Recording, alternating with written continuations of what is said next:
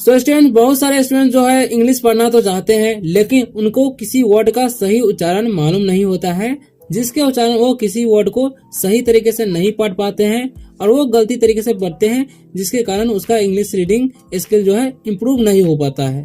So students, इस video में हम आपको बताएंगे कि हर एक वर्ड का उच्चारण किस तरीके से किया जाता है और उसे लिख कर बताएंगे, जिसे आप देख कर भी पढ़ पाएंगे। एक एक वर्ड का मीनिंग भी बताएंगे, जिससे आपका उसका मतलब समझ में आएगा, ठीक है। और एक एक सेंटेंस का इंग्लिश टू हिंदी ट्रांसलेशन भी करेंगे, जिसे आपको अगर इंग्लिश से हिंदी नहीं करने आता है वो भी आप सीख पाएंगे और आपको स्टोरी भी अच्छी तरह से समझ में आएगी, ठीक है। ऐसा अगर आप लोग मेरे साथ रोज करेंगे तो आपको कुछ ही दिनों में इंग्लिश पढ़ना आने लगेगा और आप आसानी से इंग्लिश पढ़ना सीख जाएंगे। अगर आप लोग वीडियो पर नए आए हो तो वीडियो को लाइक कर दीजिए और चैनल को सब्सक्राइब अवश्य कर लीजिए, ताकि आप आसानी से इंग्लिश पढ़ना सीख सके। वीडियो में वैसे तो कोई डाउट नहीं होगा, अगर कोई डाउट हो तो कमेंट करके पूछ सकते हैं। चलो वीडियो को स्टार्ट करते हैं। तो स्टूडेंट्स, आज का जो हमारा टॉपिक है वो है एक ग्लास ऑफ मिल्क। इसे तो हम आसानी से पढ़ लिए, आपको कैसे पढ़ना है उस तरीके से बताते हैं, ठीक है। तो यहाँ पर लिखा हुआ है ए जब भी अकेला रहेगा तो उसका उच्चारण ए होगा, ठीक है। अब देखिए GLASS है, ठीक है। तो जी से क्या होता है, ग होता है, उसके जस्ट बाद एल है तो आधा ग लिखेंगे और एल ए का उच्चारण हो जाएगा आ, तो गला हो जाएगा, और डबल एस का उच्चारण होगा स, तो पढ़ेंगे हम ग्लास। ऑफ, इसे पढ़ते हैं हम लोग ऑफ, क्यों? क्योंकि ओ पहले रहता है और 2 लेटर का वर्ड हो तो ओ का उच्चारण ओ हो जाता है, एफ से फ, तो पढ़ेंगे हम ऑफ। एम से हो जाएगा म और आई का हो जाएगा हर्षी, एल का ल और के का क, तो पढ़ेंगे हम मिल्क, ओके। अब हम इनका मीनिंग जान लेते हैं, ठीक है। ए मतलब क्या होता है, एक। ग्लास मतलब क्या होता है, गिलास, ठीक है। ऑफ मतलब होता है का, मिल्क मतलब होता है दूध, ठीक है। एक ग्लास ऑफ मिल्क यानी कि दूध का एक गिलास। अब हम स्टोरी का फर्स्ट लाइन पढ़ेंगे, आपको भी मेरे साथ पढ़ते रहना है, ठीक है। अब देखिए THERE है, ओके। तो TH का उच्चारण ऐसे तो थ होता है, लेकिन यहाँ पर हम पढ़ेंगे द, ठीक है। अब ERE है, ठीक है, तो ए का उच्चारण जो है ए हो जाएगा, और ERE रहता है तो ए हो जाता है, तो देय, और आर का रहा तो देयर पढ़ेंगे, ठीक है। वॉज ए POOR है तो इसका उच्चारण हो जाएगा पुअर, वर्ड, ओके। अब देखिए, और बी से हो जाएगा ब, और OI है तो उसका उच्चारण आई हो जाता है, ठीक है, तो बॉय पढ़ेंगे, ठीक है। हु, इसे पढ़ेंगे हम हु, हो नहीं पढ़ना है, ठीक है। WOULD है तो इसे पढ़ेंगे हम वुड, ठीक है। एल जो है यहाँ पर साइलेंट रहता है, जब भी LD साथ में रहेगा तो एल साइलेंट रहता है, ध्यान रखना है, ठीक है। इससे हो जाएगा स, और EWL साथ में है तो ई का उच्चारण ए हो जाएगा, एल से ला तो पढ़ेंगे हम सेल, ओके।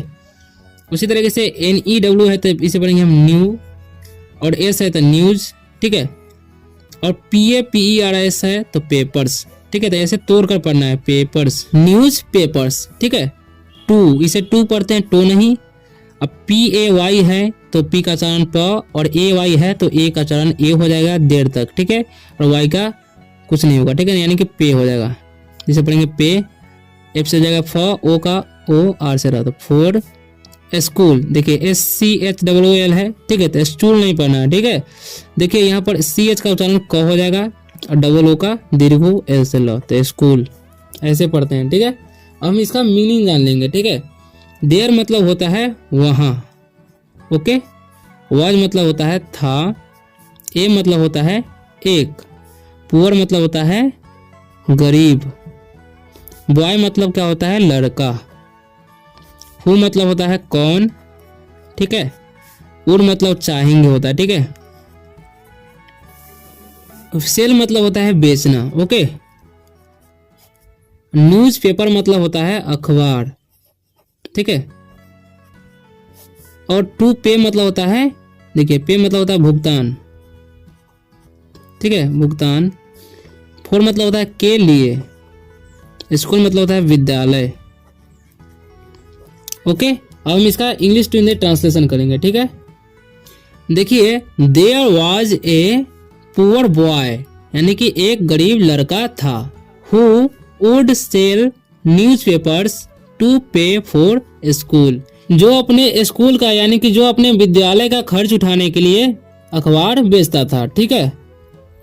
अब आगे लिखा हुआ वन, इसे हम पढ़ते हैं वन ये वाई है तो इसे पढ़ेंगे डे, क्योंकि ए का उच्चारण ए हो जाएगा देर तक, ठीक है। डे ही, इसे हे नहीं पढ़ना है। इसे पढ़ेंगे हम वॉज रेवनस, ठीक है। एंड डिसाइडेड, DECI से हो जाए डिसाइड डेड, डिसाइडेड टू। अब इसे पढ़ेंगे हम आस्क, ठीक है।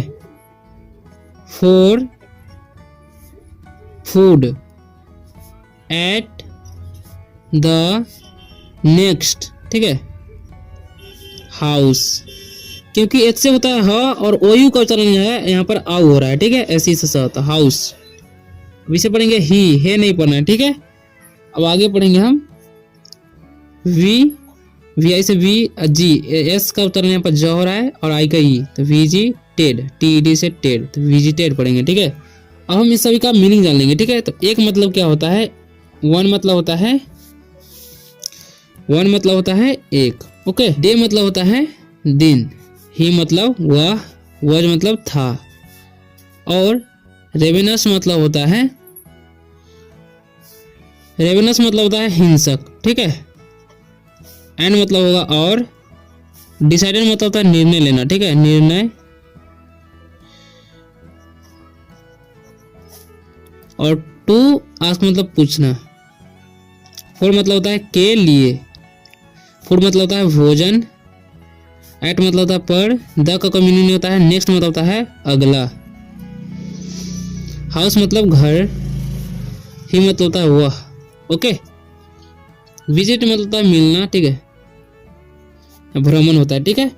तो यहाँ पर अब इसका मीनिंग जान लेंगे, ठीक है। वन डे मतलब एक दिन, he was ravenous and decided to ask for food at the next house he visited, ठीक है।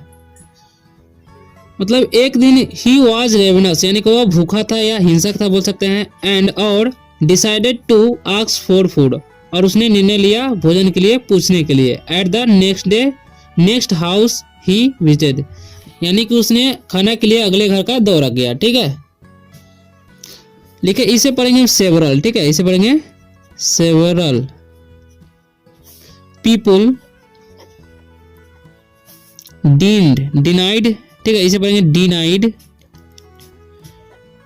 Okay, him food, okay. अब इसका मीनिंग जान लेंगे।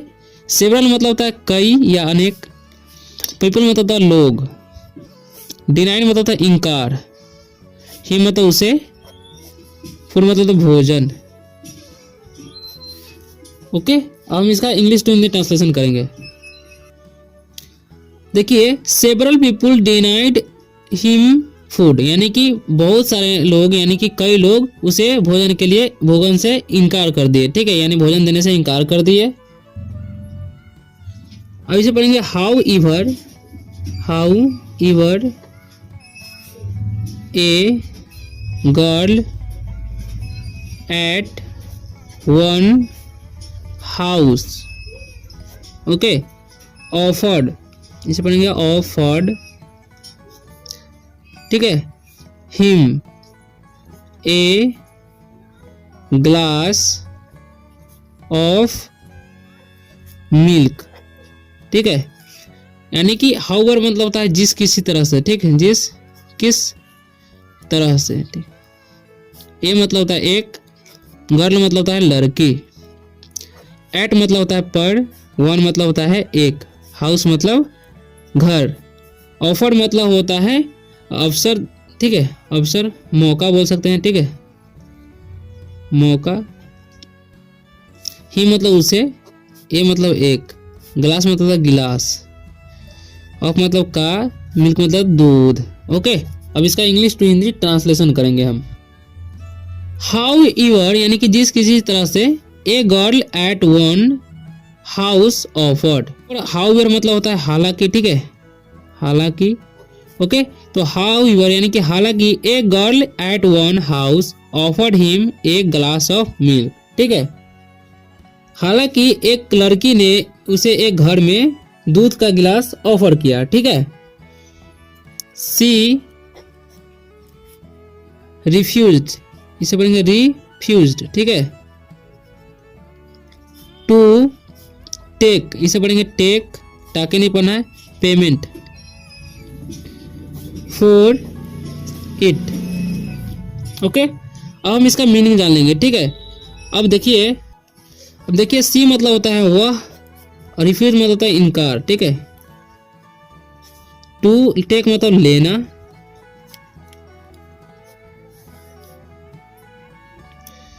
ठीक है,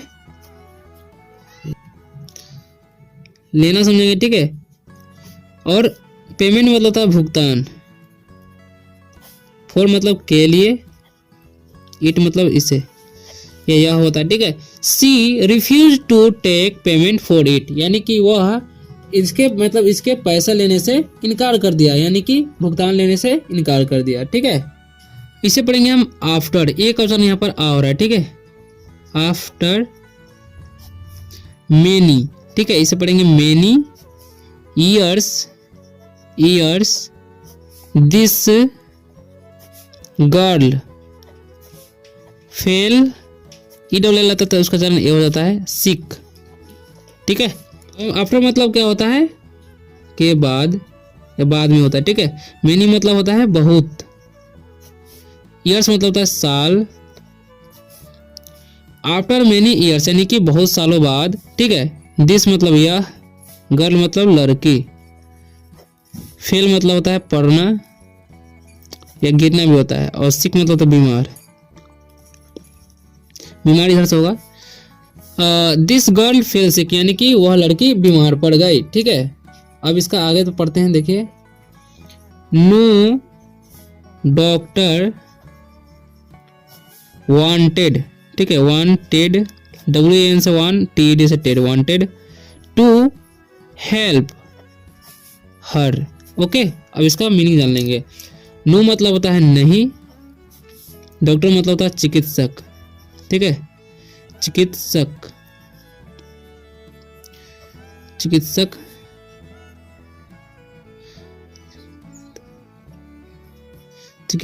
ठीक है। वांटेड मतलब चाहना होता है। टू हेल्प मतलब मदद करने के लिए, हर मतलब उससे, उसकी, ठीक है। अब देखिए इसका मीनिंग जान लेंगे हम लोग। No doctor wanted to help her, यानी कि कोई भी डॉक्टर उसकी मदद करना नहीं चाहता था, ठीक है। अब आगे पढ़ेंगे हम। डिसाइडेड टू गो, ठीक है, सॉरी सी यहाँ पर होना चाहिए। She decided to go to the best doctor in the town, ठीक है। अब हम इसका मीनिंग जान लेंगे। सी मतलब होता है वह, और सी का प्रयोग लड़की के लिए किया जाता है, यानी कि स्त्रीलिंग। डिसाइडेड मतलब होता है निर्णय लिया, निर्णय लेना होता है, ठीक है। गो मतलब होता है जाना। टू द बेस्ट मतलब सबसे अच्छा। डॉक्टर मतलब चिकित्सक, ठीक है। इन मतलब में, द का मीनिंग होता है टाउन मतलब शहर, okay. She decided to go to the best doctor in the town, यानी कि उसने निर्णय लिया शहर के सबसे अच्छे डॉक्टर के पास जाने का, ठीक है। अब आगे पढ़ते हैं। द डॉक्टर स्पेंट, इसे पढ़ेंगे स्पेंट मंथ्स, ओ का उच्चारण और है, ठीक है, तो मंथ्स पढ़ेंगे, ठीक है। इसे पढ़ेंगे ट्रीटिंग, TREAT से ट्रीट होता है, तो ट्रीट, ING से इंग, तो ट्रीटिंग हर। अब इसे पढ़ेंगे दाऊ, ठीक है, इसे पढ़ते हैं हम दाऊ, जेड का उच्चारण नहीं होता है। सी कुड, इसे काउल्ड नहीं पढ़ना, इसे पढ़ते हैं हम लोग कुड, ठीक है। LD रहता है तो एल का साइलेंट हो जाता है, ठीक है। नोट, इसे पढ़ेंगे एफोर्ड, ठीक है, एफोर्ड द सर्विस। अब देखिए द का मीनिंग नहीं होता है, डॉक्टर मतलब होता है चिकित्सक, ठीक है। स्पेंट मतलब होता है बिताना। मंथ्स मतलब महीना, ठीक है, महीनों बोलेंगे क्योंकि प्लूरल फॉर्म में है। और ट्रीटिंग मतलब होता है इलाज, हर मतलब उसकी, दाऊ मतलब होता है इस प्रकार, सी मतलब वह, कुर मतलब सका सकी, ठीक है, नॉट मतलब नहीं, ठीक है। और फॉर मतलब होता है खर्च, द का कोई मीनिंग होता है, सर्विस मतलब होता है सेवा। ओके, अब हम इसका मीनिंग जान लेंगे, ठीक है। The doctor spent months treating हर, यानी कि डॉक्टर यानी कि चिकित्सक जो है उन्हें उनकी मतलब इलाज में कई महीनों बिताए, ठीक है। दाऊ इस प्रकार, she could not afford the service, हालांकि वह सेवा के खर्च उठाने में सक्षम नहीं थे, ठीक है। When she received the hospital bill, ठीक है, it read paid in full with a glass of milk. Okay, अब इसका मीनिंग जान लेंगे हम, ठीक है। वेन मतलब होता है जब, सी मतलब वह, रिसिप्ट मतलब प्राप्त किया, प्राप्त की, द का कोई मीनिंग होता है हॉस्पिटल मतलब होता है अस्पताल, बिल मतलब होता है बिल, बिल मतलब होता है, बिल मतलब शिविर भी होता है, ठीक है। इट मतलब होता है यह, रीड मतलब पढ़ना, पेड मतलब होता है जमा, ठीक है। इन मतलब में, फुल मतलब होता है पूर्ण, ठीक है। विथ मतलब के साथ, ए मतलब एक, ग्लास मतलब तो गिलास, ऑफ मिल्क मतलब का, ऑफ का मिल्क मतलब दूध, ठीक है। When she received the hospital bill, यानी कि जब उसे हॉस्पिटल का शिविर मिला, ठीक है। It read paid in full, ठीक है, it read paid in full, तो उसमें लिखा था with a glass of milk, यानी कि एक गिलास दूध के साथ, ठीक है। तो आशा करता हूँ कि आप लोग को वीडियो अच्छा लगा, और वीडियो अच्छा लगा तो वीडियो का लाइक कर दीजिए और चैनल को भी सब्सक्राइब कर लीजिए, ताकि आप इसी तरह से इंग्लिश पढ़ना सीख सकें।